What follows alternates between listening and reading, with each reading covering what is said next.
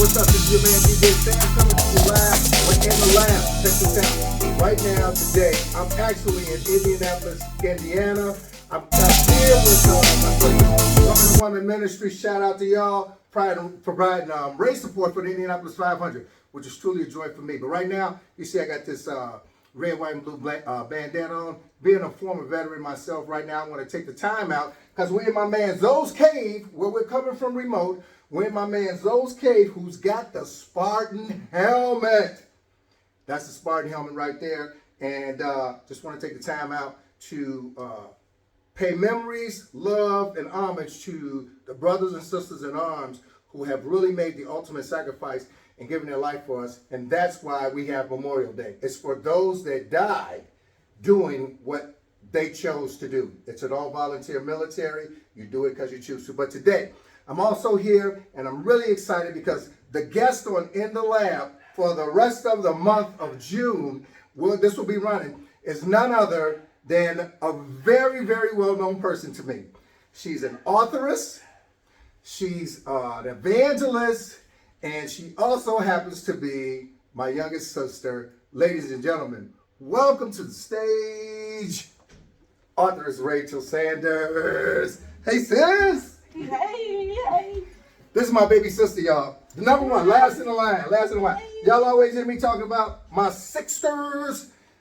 This is number 6. They all go in numerical values. Ladies and gentlemen, this is Rachel Sanders. Rachel has had the dubious honor of not only being an evangelist and spreading the word of God, which we love to do more than anything, but Rachel is an amazing authoress. And so right now, Rachel, give us a little bit about yourself.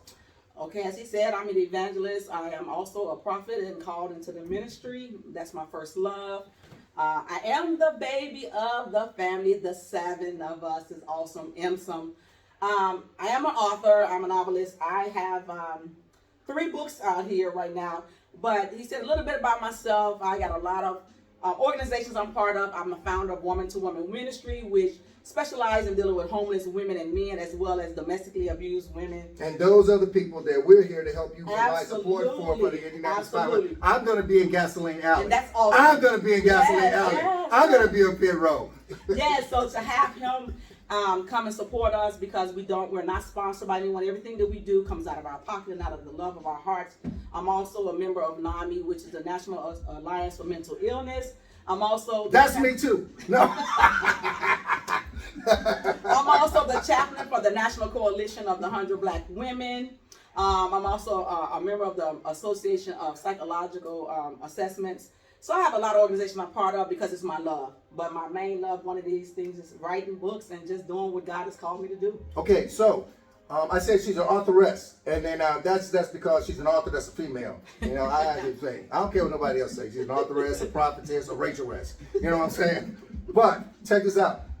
Rachel is actually in her 3rd book. So kind of, Rachel, really quick, I just want you to give us an insight into each book that you wrote, the title that you chose, why you wrote it, and then how and if that book gave you any type of impetus or idea for your next project. Absolutely. Well, I'll start with, and here's my source. And here's my source is exactly what it is. And here's my source was actually sparked on a plane flight. My husband and I were going to the Bahamas, and I was just thinking back over the things that we went through, and I realized that losing mom at a young age, I didn't have anyone. So how old? Tell them how old you were when we lost our mother. I was 14 when I lost my mom. She was in school. We literally finished raising her. And I had to look back and think, how did I make it?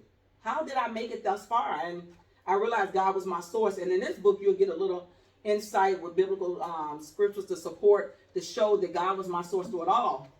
And he is my source. Where is this book available at right That book is available on Amazon, Barnes & Noble, any online book outlet. He is my source, my God. And the subtitle was My God with a capital G. Capital G. You know, that makes a difference because I see a lot of people writing with a small G, and I ain't got nothing against no people doing like that. But when something is at the head of your life and it's capital and what you do, then it should always be capitalized. Absolutely. Do you write your first name with a small letter? Of course not. Then why write his? I think he's trying to have church. Come on, sis. And so then the second one I did, this is one of my favorites actually, because this was a collaboration with my siblings. And so this one is called The Apple Doesn't Fall Far. Literally, I love this one because I did it with the siblings. and each one of us share a little insight of our mom and how awesome she was in our lives, the trials and tribulations. But this book, a lot of people don't realize is that we showed the struggle that our mom went through, and how God brought her out of it to raise 7 children and to be the God-fearing woman that she is. And if you read the beginning, you see a woman that was struggling, that was out there drinking and partying, but then yet she ended up I didn't know that mom. All I knew was the mom that was in church teaching me scripture. So each one of us has a piece of mom. So the apple doesn't fall far. I can look at each one of them and say, yeah, that was mom. That was mom. So this one is really the heart. That's exactly. He's telling the truth. But look, I just want to interject in here with, she gave the idea to the family to do this book.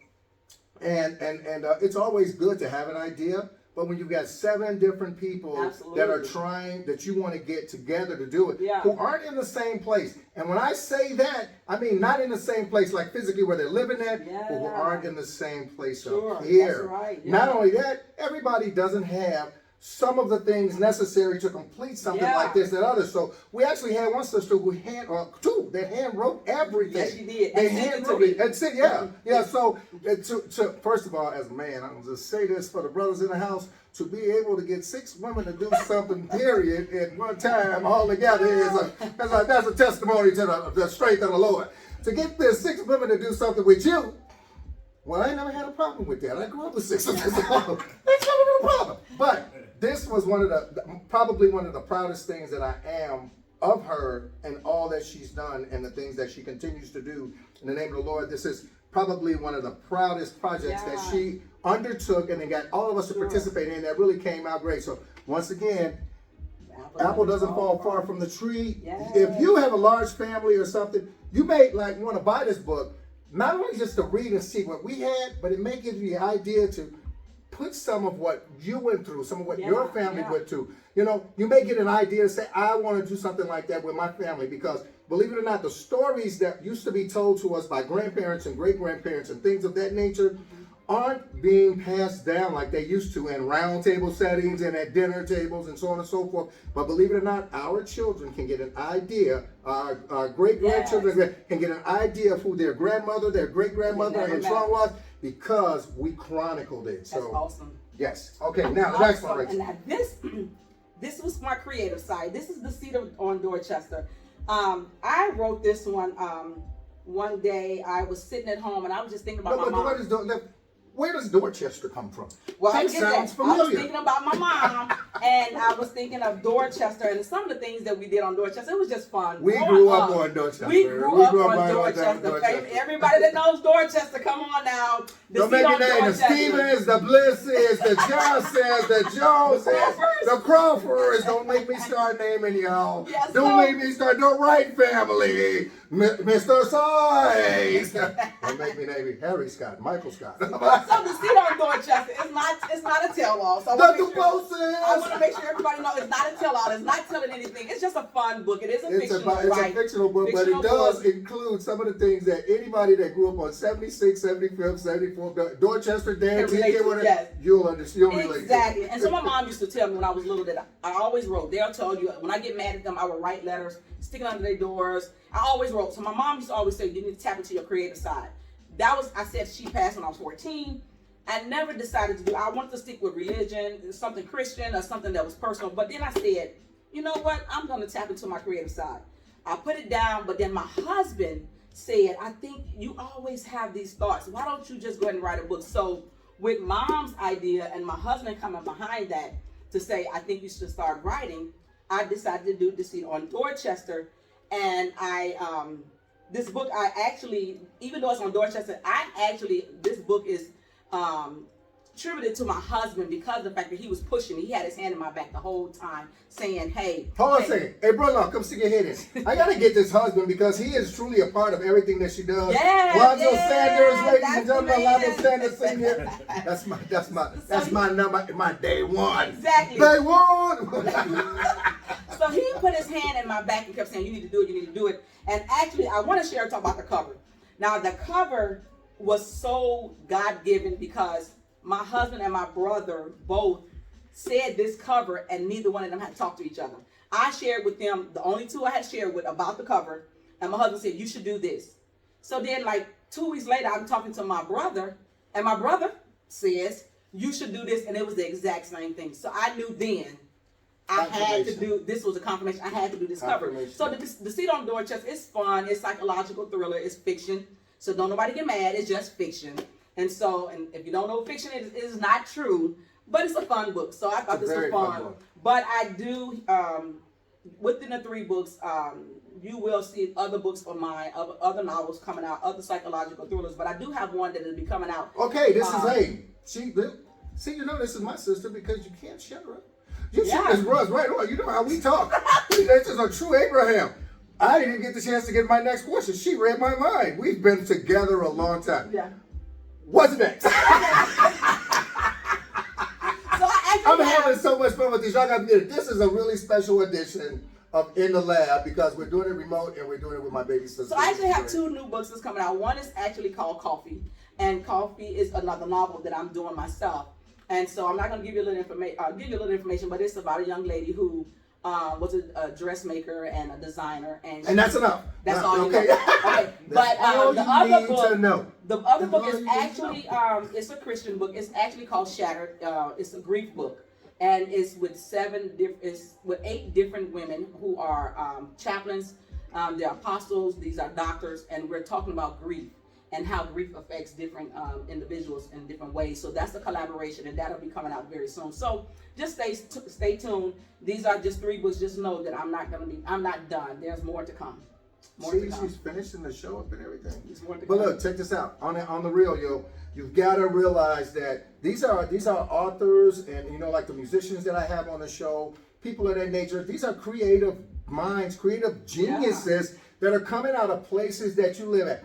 I will never take anything away from anybody that's established in the business in any way, shape, and form. But it's people like Rachel and like Tasha, Marie that I had on, and Greg Screen, and then like my nephew, Alonzo plays keys, and you know, different people of that nature who, those are the people that we need to continue to pick up, to continue to lift up. You know, we need to continue to make sure that their voices are heard, and that people know that these are voices that you heard from when they were very small. Absolutely. Everybody on Dorchester knew Rachel from when she was a baby, because she was born over there. So, you know, it's not like she's somebody straight. You say Rachel Abraham, you know, they go, oh yeah, that's so on and so forth. I don't know if they know me for Rachel, but we're definitely, you know, part of In the Lab is to bring people into the lab, into my workspace, into the places where I do the things that I do that you see on my social media platforms, and that you see on other people's social media platforms that I do for them, to introduce you to the people that you see me talking about. You've seen the ads that I've done for her.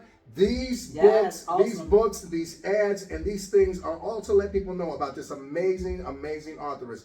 And this is taking place in her home. It's at a beautiful home. And tomorrow, give us a little bit more about Woman to Woman Ministry and what they'll be doing specifically tomorrow, if you can let us know, and where they'll be doing it. Absolutely. Woman to Woman's Ministry is in its 8th year. It was something that was birthed in me.